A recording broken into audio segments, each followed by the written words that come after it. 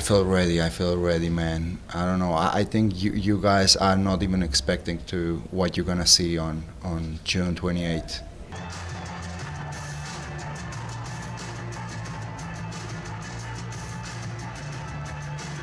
I can knock him out. I can submit him. Whatever. The only thing I know for sure is that I'm gonna knock him out in the first round or submit him in the first round because he walks forward. I'm not gonna need to close the distance with him. Since the first moment, we are gonna find each other in the center of the octagon. So, yeah, it's gonna be a first round finish. Charles is bigger. Charles has kicks, knees, elbows, great jiu-jitsu. It finally happened. Ilia Topuria didn't just win, he announced himself to the world with a first-round destruction of Charles Oliveira at UFC 317. The fight started fast, and within seconds, Ilia showed why he's the most dangerous man at 155 pounds. A sharp jab, a brutal right cross, and a left hook that sent Oliveira stumbling. Then came the finishing blow, a right overhand so clean, so violent, it shut the lights off. Oliveira crumbled, the arena exploded. Topuria walked off calm, like he expected this. He told us, he warned us. Now, he's here. I'm the best. I'm the best fighter in the world. And it's not that if I'm gonna win the belt, I'm gonna do it. I'm gonna knock him out in the first round. They always used to be like this, but after the fight, you know what's happening. He keeps telling us what he wants to do or what he's going to do. We don't want to believe him. I sat with him in Anaheim and he goes, DC, I'm going to knock out Volk. I go, man, he's the best. Ilia, he's the greatest featherweight of all time. Does not matter, DC. I'm going to knock him out. He told me he was going to knock out Max Holloway. I go, nobody knocks out Max Holloway. Last weekend, he goes, I'm going to knock him out in the first round. Bro, when he went up to Charles and he goes, I'm sorry, it has to be you. Oh, chill. I did not want it to be you. That's cold, chill. It's chilling. Because It's look chilling. at what happened. In the aftermath of Topuria's lightning-fast finish, UFC President Dana White didn't hold back. At the post-fight press conference, Dana said, "That kid's a complete fighter. Stand-up, grappling, everything. He's a f***ing star." And just like that, the UFC had a new face of the lightweight division. You know, he did exactly what he said he's going to do. He is an absolute complete fighter. You know, stand-up is beautiful, ground, grappling, everything. Yeah, this kid's a star. Ilia Topuria is a real-life star, man. He really is. And I think that we're going to be watching this kid for a real long time. As long as he stays the course, he seems to be doing all the right things. As long as he stays the course, I believe he's going to be very viable and in the championship picture as the champion at 155 for a long time. And, you know, again, to go in and say exactly what you're going to do and then do it in the way that he did it is impressive. The MMA world followed. Belal Muhammad joked on Twitter, "Ilia versus Francis next." Arman Sarukian threw shade. "It was never supposed to be Charles. I finish Ilia. He knows it. That's why he's avoiding the real #1 contender." Henry Cejudo called him the biggest superstar in the UFC right now. Kenny Florian, if you don't have elite defense, you don't stand a chance against Topuria. Full stop. Even Yuri Prochaska chimed in. Underestimated Oliveira's stand-up. Ilia's combo was clean. One knockout, one night, one shift in the entire division. This wasn't just a win. This was a message. This is the new #1 pound-for-pound fighter in the world, in my opinion, and Uncrowned has backed it up. Uncrowned.com just put out those.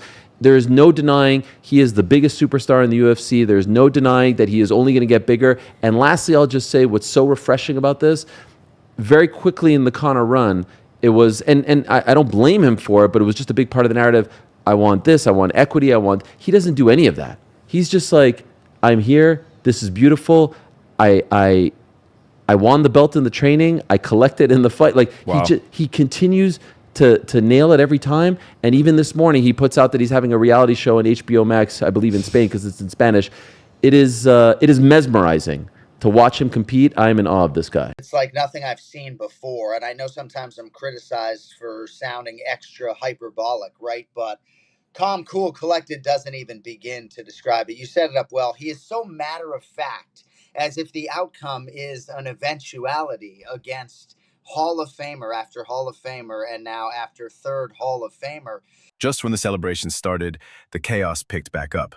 Paddy Pimblett, Ilya's longtime rival, stormed the octagon. No invite, no handshake, just energy and ego. Ilya shoved him without hesitation.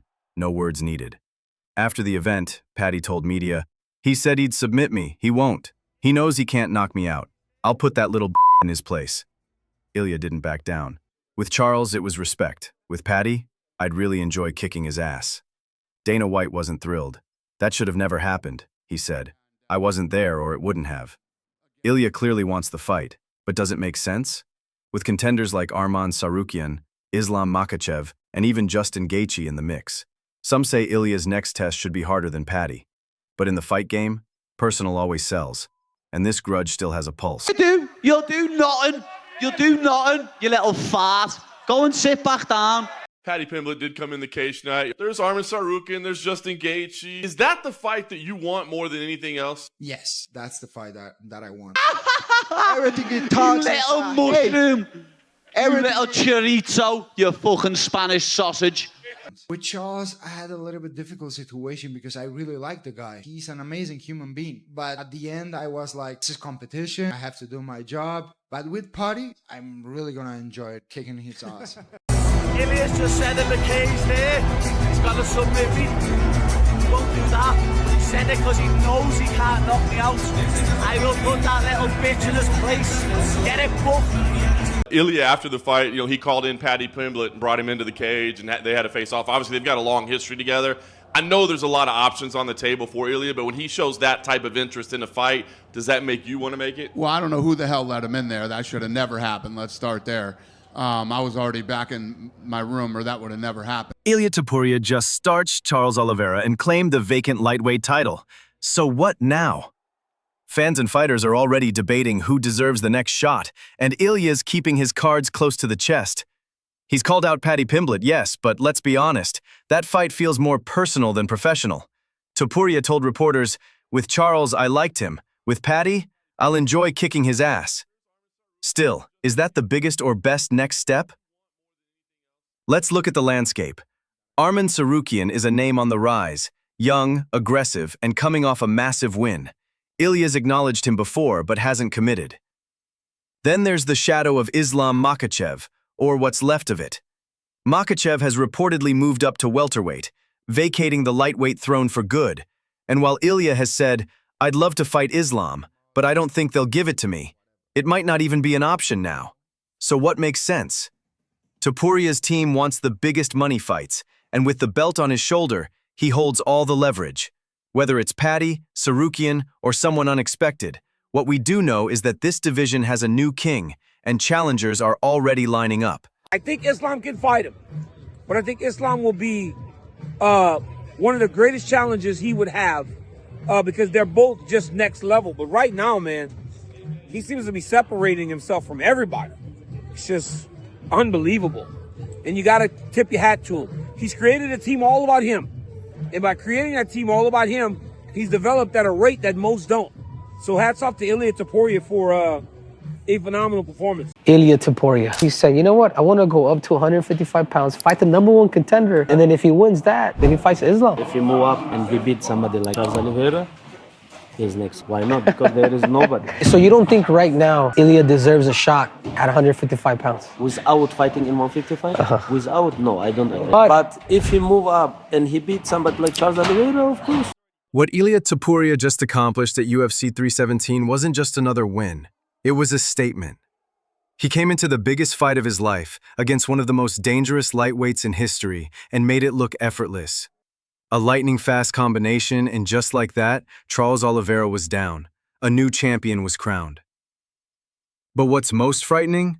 Topuria might just be getting started.